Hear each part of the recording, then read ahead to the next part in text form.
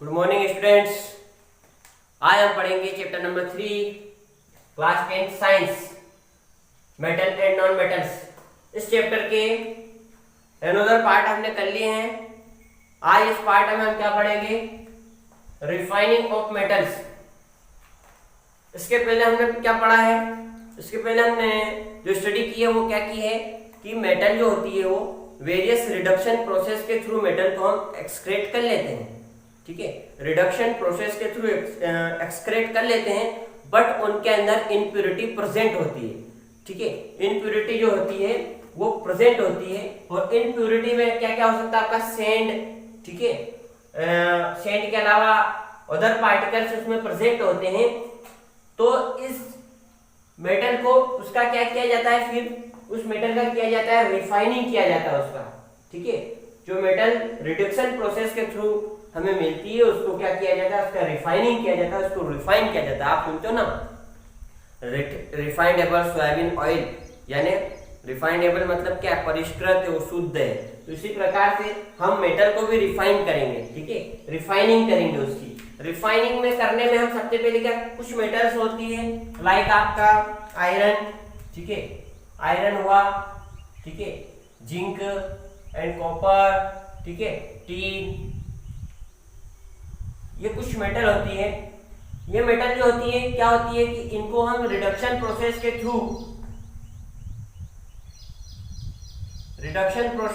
इन metals को हम excrete कर लेते हैं, बट इनके अंदर इंप्योरिटी होती है। इसलिए इनकी इंप्योरिटी को हटाने के लिए, उनको रिमूव करने के लिए हम उसका करते हैं इलेक्ट्रोलाइटिक रिफाइनिंग। क्या किया जाता है उसका? इलेक्ट्रोलाइटिक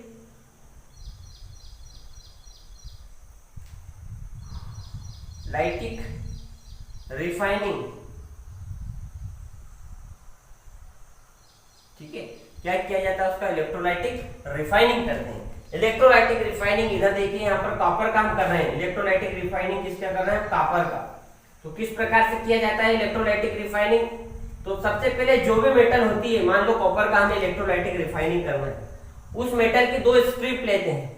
दो स्ट्रिप, एक थिक यानी मोटी और एक थीन यानी पतली। ठीक है, जो थिक स्ट्रिप लेते हैं, पहले तो एक टैंक लेते हैं। ठीक है, इस टैंक के अंदर दो स्ट्रिप ले लेते हैं उस मेटल की। मान लो हम कॉपर को रिफाइनिंग कर रहे हैं तो कॉपर की ही हमने दो स्ट्रिप ले ली, एक तो मोटी थिक और एक थीन। तो थिक और थीन दो स्ट्रिप ले ली। इसके अंदर इलेक्ट्रोलाइट होता है। इलेक्ट्रोलाइट किसका भरा हुआ है? उसी मेटल का जिसको हम रिफाइन करते हैं, उसी मेटल का एसिडिफाइड सॉल्यूशन हम इसके अंदर भरते हैं, साल्ट सॉल्यूशन। जैसे हमने यहाँ पर भरा कॉपर सल्फेट, इसके अंदर क्या रखा हमने?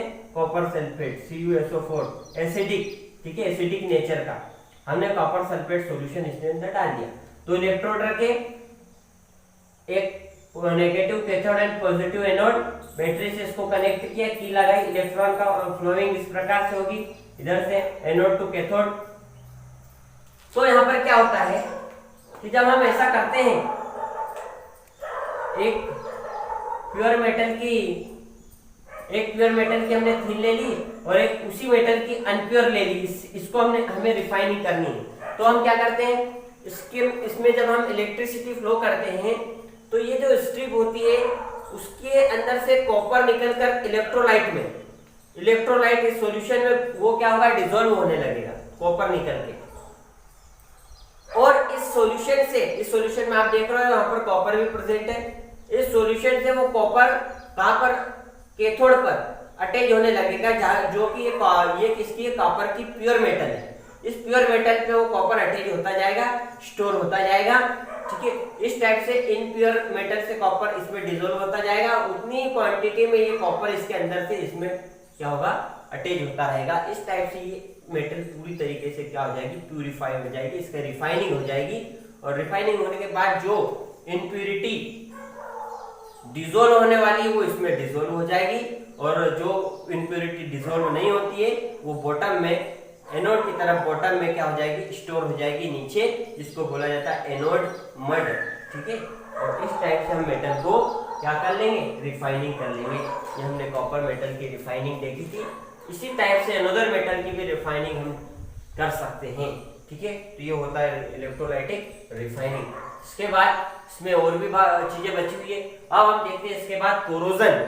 ठीक है, कोरोजन देखते हैं। इसको हमने चैप्टर 1 में भी देखा था, लेकिन यहाँ पर थोड़ा सा हम उसको डील करेंगे, उसको अच्छे से देखेंगे कि कोरोजन होता किस प्रकार से मेटल कोरोड होती है।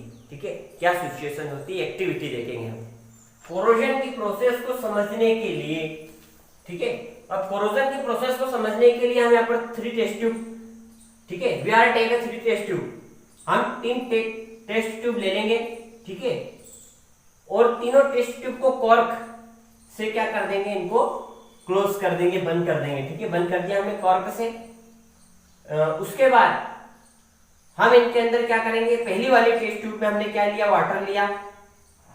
इस वाटर में हमने 2 आयरन नेल ले ली या आयरन नेल ली। ठीक है, ये आयरन नेल कैसे लिया हमने, आधी जो है वाटर में डिसोल्व है और आधी जो है वो हाफ जो है वो क्या है, एयर के कांटेक्ट में है। ठीक है, किसके कांटेक्ट में, एयर के कांटेक्ट में। तो ये इसके अंदर क्या हो जाती है, रस्टिंग, क्या हो जाती है, रस्टिंग। ठीक है, ब्राउन हो जाती है। इन आयरन नेल में क्या आ जाती है, रस्टिंग, ये कोरोड हो जाती है। सेकंड वाली टेस्ट ट्यूब में हमने जो ली आयरन नेल, वो वाटर में पूरी डिसोल्व कर दी, और यहाँ पर एयर हमने ले ली, किसकी, लेयर ऑफ ऑयल। ये ऑयल यहाँ पर हमने इसको ऊपर ऑयल डाल दिया इसमें, जिससे क्या होगा कि ये एयर जो है इस वाटर के कांटेक्ट में नहीं आएगी ये लेयर से, और यहाँ की जो एयर होती है उस एयर को हमने क्या कर दिया, बॉईल कर दिया, गर्म कर दिया, जिससे वेपराइज हो गई वो एयर यहाँ की खत्म हो गई। यहाँ एयर नहीं है, एयर नहीं, नॉट प्रेजेंट। ठीक है, यहाँ पर एयर प्रेजेंट नहीं है, ये एयर ऊपर है। यहाँ पर हमने ऑयल की लेयर लगा दी ताकि ये एयर इस वाटर से कांटेक्ट ना करे। अनदर थर्ड सी वाली टेस्ट ट्यूब के अंदर हमने क्या किया, एनहाइड्रस कैल्शियम क्लोराइड ले लिया। ये क्यों लिया, ये ड्राइंग एजेंट होता है। ड्राइंग एजेंट का मतलब होता है कि इसके अंदर प्रेजेंट जो ह्यूमिडिटी थी, नमी थी, वेपर थी, उस वेपर को इसने क्या कर लिया, एब्जॉर्ब कर लिया, जिससे यहाँ की नमी, यहाँ का वाटर क्या हो गया, ड्राई हो गया, और यहाँ की एयर क्या हो गई, ड्राई हो गई।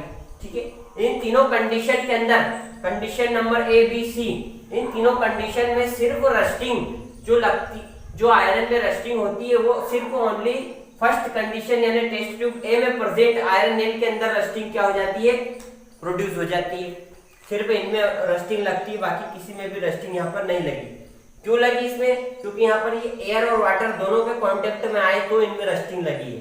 ठीक है, यानी रस्टिंग जो कोरोजन होता है वो सिर्फ कब होगा, जब वो ऑब्जेक्ट एयर और वाटर दोनों के कांटेक्ट में आएगा। ठीक है, कभी कभी आपने देखा होगा कि हम जब सिल्वर लेके आते हैं, नई नई चांदी लेके आते हैं, तो कैसी लगती है, वो एकदम शाइनिंग, ठीक है, चमकदार होती है। बट आफ्टर सम टाइम, कुछ समय बाद क्या हो जाती है, उसके ऊपर ब्लैक कोटिंग आ जाती है। ब्लैक कोटिंग यानी काली परत आ जाती है। ब्लैक कोटिंग कहां से आई, क्योंकि एटमॉस्फेयर में प्रेजेंट सल्फर से उसने रिएक्शन कर ली सिल्वर ने, और क्या बना लिया, सिल्वर, क्या बना लिया, सिल्वर सल्फाइड। ठीक है, ये सिल्वर सल्फाइड ब्लैक कलर का होता है, जिससे चांदी काली पड़ जाती है। और आपने देखा होगा कि जो कॉपर लाते हैं हम, फर्स्ट तो ब्राउन अच्छा दिखता है हमें, लेकिन आफ्टर सम टाइम वो भी क्या हो जाता है, उसके ऊपर ग्रीन कलर, ग्रीन कोटेड आ जाता है, यानी हरी परत आ जाती है। वो ग्रीन कोटेड क्या होता है, वो ग्रीन कोटिंग कहां से आई, उसने क्या किया, एटमॉस्फेयर में प्रेजेंट ह्यूमिड कार्बन डाइऑक्साइड से उसने रिएक्शन कर ली, और रिएक्शन करने के बाद उसके ऊपर बेसिक कॉपर कार्बोनेट की लेयर आ जाती है, बेसिक कॉपर कार्बोनेट, जो कि ग्रीन कलर की होती है। ठीक है, जो कि ग्रीन कलर की होती है, इसलिए कॉपर के ऊपर ग्रीन लेयर आ जाती है। उसी टाइप से आपने देखा होगा आयरन, आयरन भी हम लाते हैं, अच्छा होता है, जब हम नया खरीद के लाते हैं तो अच्छा होता है, लेकिन आफ्टर सम टाइम आयरन भी क्या हो जाता है, ब्राउन हो जाता है। ब्राउन क्यों हो गया, क्योंकि उसके ऊपर क्या लग गई, रस्टिंग। ठीक है, तो आयरन में भी रस्टिंग आ जाती है आफ्टर सम टाइम, कुछ समय बाद। ठीक है, तो इस टाइप से ये सब सारा क्या हुआ, कोरोजन हुआ। ठीक है, और कैसे होता है कोरोजन, हमने इस प्रोसेस से देखा कि जब कोई ऑब्जेक्ट या कोई मेटल्स एयर एंड वाटर के कांटेक्ट में आएगी तो ही उसके अंदर क्या होगा, रस्टिंग लगती है या वो कोरोड होती है। ठीक है, अब इस ये कोरोजन हमने देख लिया। अब हम प्रिवेंशन ऑफ कोरोजन देखेंगे। प्रिवेंशन यानी बचाव, कैसे हम मेटल को कोरोड होने से बचा लें। ठीक है, प्रिवेंशन ऑफ कोरोजन देखते हैं।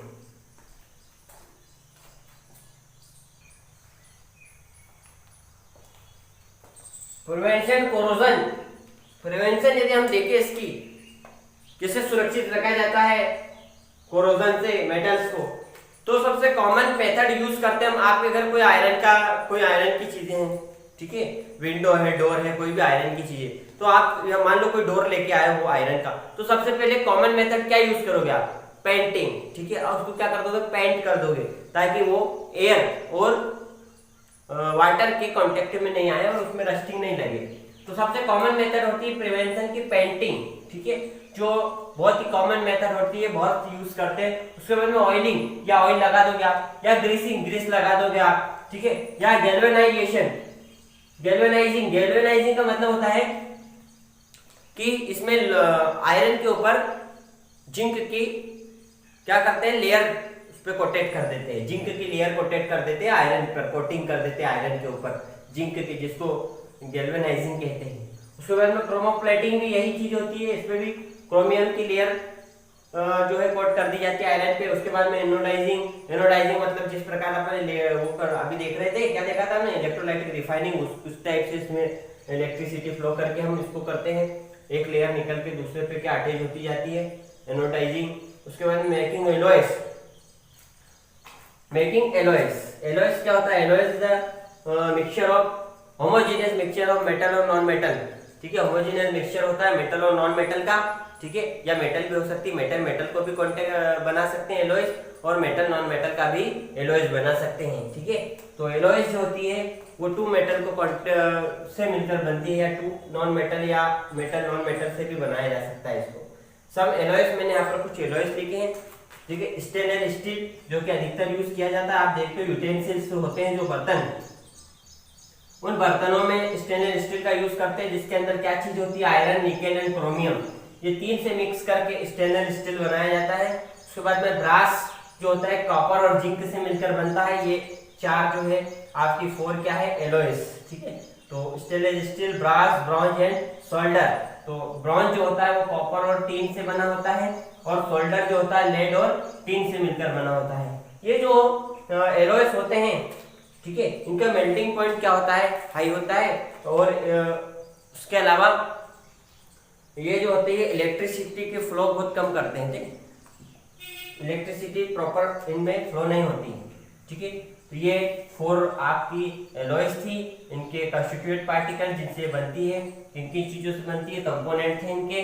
ठीक है, तो इस टाइप से हम प्रिवेंशन करते हैं। उसके अलावा प्योर जो गोल्ड होता है वो 24 कैरेट का होता है। ठीक है, तो गोल्ड की प्योरिटी को मेजर किससे करते हैं, कैरेट इज ए यूनिट, एक यूनिट होती है जो कि जिससे गोल्ड की प्योरिटी को मेजर करते हैं। तो 24 carat gold is a pure gold, यानी 24 कैरेट गोल्ड जो होता है वो प्योर होता है।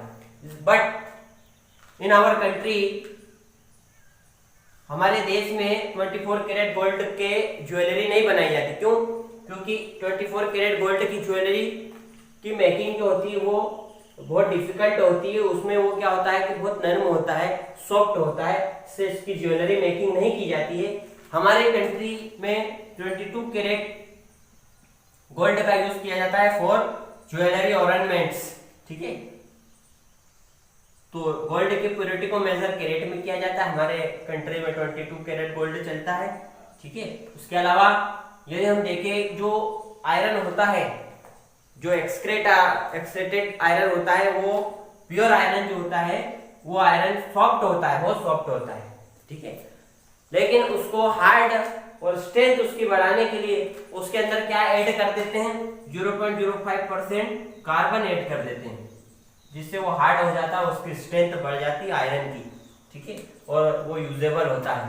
ठीक, तो इस टाइप से हमने आज यहाँ पर पढ़ा है prevention of corrosion and electrolytic refining. हमने आज यहाँ पर हमारा चैप्टर नंबर 3 वो कंप्लीट हुआ। अब हमारी चैप्टर की एक्सरसाइज बची हुई जो हम नेक्स्ट पार्ट में उसको कंप्लीट कर लेंगे। लेकिन हमने जो अंदर जो चैप्टर की सारी चीज़ें हमने पढ़ ली है, हमारा चैप्टर फिनिश हो चुका है। थैंक यू, धन्यवाद।